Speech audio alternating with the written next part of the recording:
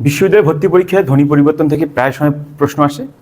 টপিকটা বেশি কঠিন না, কিন্তু সমস্যা হয় এমসিকিউ দাগানোর সময় একটা অপশনের সাথে আর একটা অপশনের একটু তালগোল পাকাই যায়। সেই জায়গাটা যাতে না হয় সেজন্য আমি আপনাদের একসাথে পড়াবো।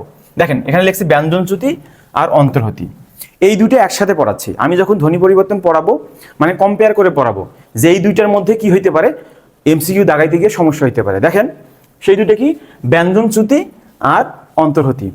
ধ্বনি পরিবর্তন শিখতে গেলে নামকরণগুলো বুঝতে হবে। ব্যঞ্জনচ্যুতি মানে একটা ব্যঞ্জন লোপ পাবে, কমে যাবে। আর অন্তর্হতি, দেখেন অন্ত মানে মধ্যে, আর হতি মানে কি, বাদ যাওয়া, হরণ করা, মাইনাস হওয়া। অর্থাৎ অন্তর্হতি মানে হচ্ছে ভিতর থেকে বাদ যাবে। আর ব্যঞ্জনচ্যুতি মানে যে কোনো জায়গা থেকে বাদ যাইতে পারে, স্পেসিফিকভাবে কিছু আমরা নামের মধ্যে পাচ্ছি না।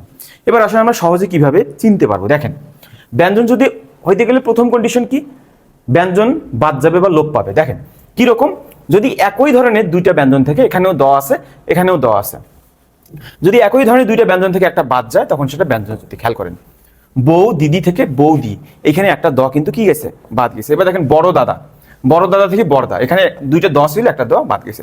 ছোট কাকা, ছোট কাকা থেকে ছোটকা, সেম কাহিনী। কিন্তু অন্তর্হতি মানে কি বুঝলাম, যে কোনো একটা বর্ণ মাঝখান থেকে বাদ যাবে।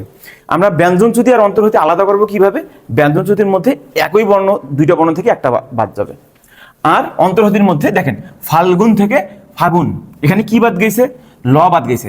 খেয়াল করো তো এইখানে কি দুইটা ল ছিল, কখনোই ছিল না। আবার খেয়াল করো দুগ্ধ থেকে দুধ, তাহলে এখানে কি বাদ গেছে, গ বাদ গেছে। এই দিকে কি একসাথে দুইটা গ ছিল না। কিন্তু আমরা ব্যঞ্জনচ্যুতির মধ্যে কি দেখতেছি, এখানেও লোপ পাচ্ছে কিন্তু দুইটা একই ধরনের বর্ণ, যেমন ক ক, দ দ, এরকম। তাহলে আমরা কি পাইলাম, অন্তর্হতি মানে হচ্ছে লোপ পাবে কোথা থেকে, মাঝখান থেকে।